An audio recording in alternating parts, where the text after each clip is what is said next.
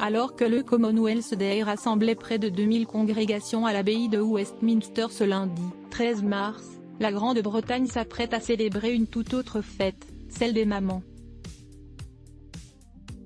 Prévue en juin prochain en France, les Britanniques se préparent à rendre hommage à toutes les mères du pays ce dimanche 19 mars. Pour Charles III, l'événement sera différent des années précédentes, comme l'ont remarqué nos confrères de Hello.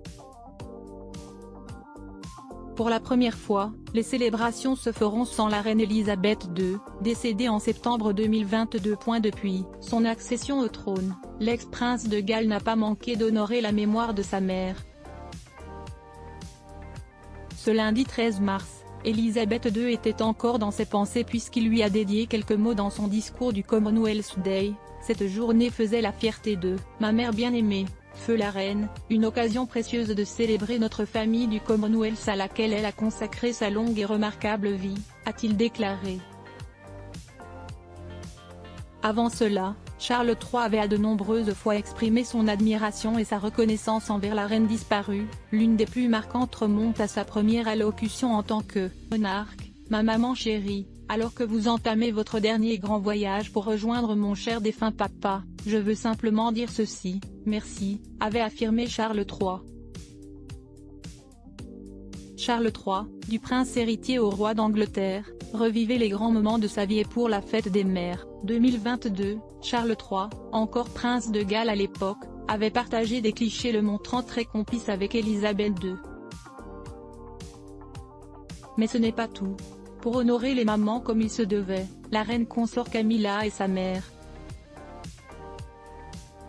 Rosaline de Cubitchamp, décédée en juillet 1994, apparaissait tout sourire en photo sur le compte Twitter de Clarence House. En effet, en parallèle de son activité de reine, Elisabeth II était à la tête d'une tribu de 4 enfants. Charles est né en 1948, il sera rejoint 2 ans plus tard par sa sœur, la princesse Anne. En 1960 et en 1964, Andrew d'York et Édouard d'Édimbourg voyaient le jour. Le 6 mai prochain, Charles sera couronné à l'abbaye de Westminster, à Londres. Pour clôturer l'événement historique, les célébrations seront suivies d'un jour férié le lundi 8 mai outre-Manche. Article écrit en collaboration avec 6 médias. Crédit photo, agence Best Images.